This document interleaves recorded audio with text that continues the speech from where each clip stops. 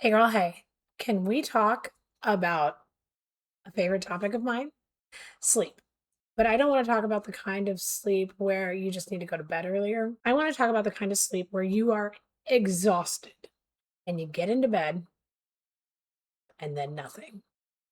That exhaustion seems to have gone away. Or maybe you fall asleep and you wake up at 2 a.m. And what do? But you just lie there staring at the ceiling or the back of your eyelids. Or what about the sleep that you are getting? You just don't feel like you used to. The rest, the renewal, that whole sense of everything is just gone. So, yeah, perimenopause sleep is its own category of hard sometimes. And in my opinion, most of the advice out there doesn't even come close to touching why. And I started going down this peptide rabbit hole. Epitalon kept coming up. I was watching people talk about it in all the spaces, especially in the longevity area. And the more I read, because I researched everything, the more I began to think that this peptide might actually be something worth looking into for me because I was experiencing the lack of sleep and I was miserable. So, yeah, the more I read, the more relevant it became in my mind. And the more I realized I needed to go figure this one out. So, today I'm sharing what I found, personal research, personal curiosity. Not a recommendation. I'm just experimenting, and this is what I looked at. So, to understand epithelin, you need to understand the pineal gland first. It is a tiny structure right in the center of the brain, and its main job is to produce melatonin. Some of you may be familiar with that because I know that you can buy it over the counter and take melatonin gummies, etc. But we're not talking about the supplement. We are talking about your own melatonin.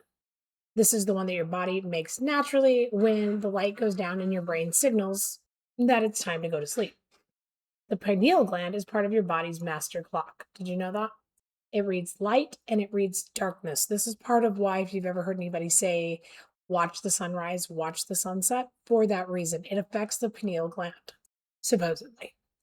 It tells your entire system what time it is. The pineal gland does that. Lisa Mosconi, who wrote The Menopause Brain, talks about that in her book.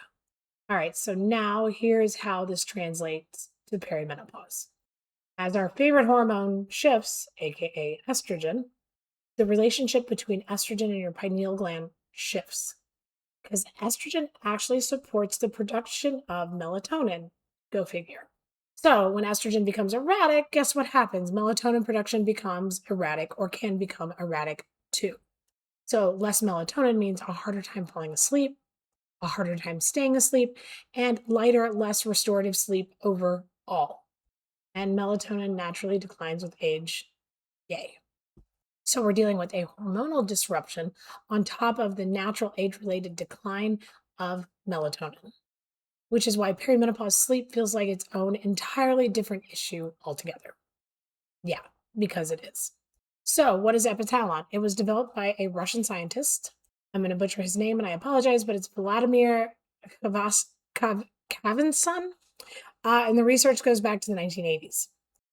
Yeah, so it's not something that just appeared in the biohacking space this last year. So there's a huge body of research, primarily from Russian and Eastern European scientists, that exists and has existed for a very long time on this peptide, which means it's less known in Western medicine, but it exists. So Epitalon's primary mechanism, based on the research that I've done, is that it appears to stimulate the pineal gland. Forgive me, I'm tongue-tied. I'm apparently experiencing decline of estrogen to my mouth today. But specifically, it seems to support the pineal gland, epithalon, and the pineal gland's ability to produce melatonin. And that alone got my attention, but there's more. Because epitalon actually also shows up in telomere research. And that's where the longevity conversation comes in. So we're going to do a quick primer on telomeres because it's important. Every cell in your body has DNA, deoxyribonucleic acid. These are the genetic instructions that tell your cells how to function. At the end of each of these strands of DNA are protective caps called telomeres. I think I'm just getting so excited, I'm getting tongue-tied. So these telomeres, think of them like plastic caps on the ends, like you'd have on your shoelaces. They protect the strand and they keep it from fraying. Every time a cell divides, these caps get a little shorter. That is aging at a cellular level. So when telomeres get too short, the cell can no longer divide properly. And unfortunately, that is when things begin to break down. There's an enzyme called telomerase. Again, I'm probably butchering the pronunciation of that, but I didn't look up how to say it. And this enzyme can help rebuild and maintain the telomere length. The research on Epitalon suggests that it may activate telomerase, meaning it supports your body's ability to protect and maintain those caps, like the tips of your shoelaces. Now, in full transparency, the evidence here, a lot of it is animal-based studies where they test animal cells. The human trials are limited, and the longevity claims are promising, but not fully established in large-scale human research yet. And that matters. I'm not going to oversell it. What I'm going to say is the mechanism is worth knowing.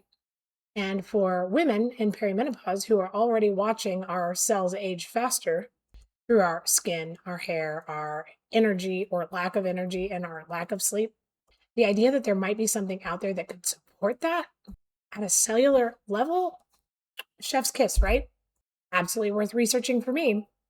So Epitalon can be used in a few ways. You're going to find this in the biohacking and longevity space. You can do it injectable subcutaneous meaning just below the skin, which is often the most common discussed way to administer or to use it.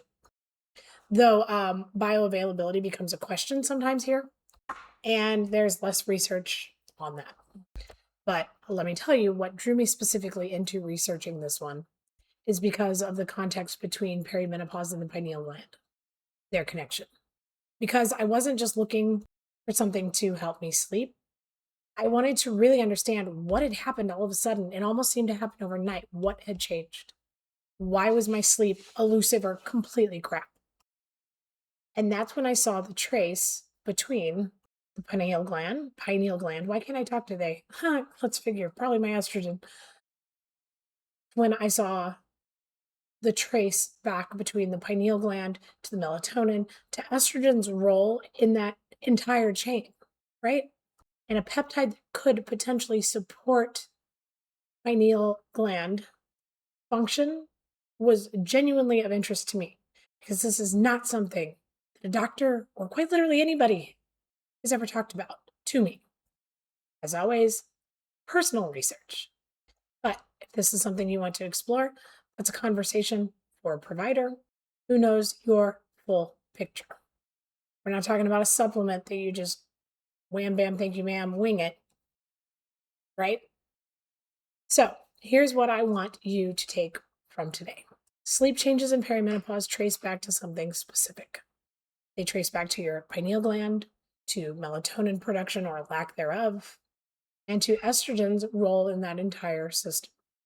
And when you understand the mechanism, you can stop blaming yourself for not being able to sleep, or maybe I drank too much caffeine, which actually is something you probably should look at, or, I ate the wrong thing, or I didn't work out enough. All the things that we can think of, you can let them go. And maybe start asking better questions. Epitalon is one of those things that I found when I started asking those questions. Sorry, my dogs just came in. The research is real, even if it is still building. And the longevity angle, the telomere conversation is one worth paying attention to as we move through this transition. And if you want to know about my experience with it, drop me a DM. All my love. Until next time. And oh yeah, if you haven't done something to love yourself today, please go do that. And if you don't know what that looks like, send me a DM. All my love.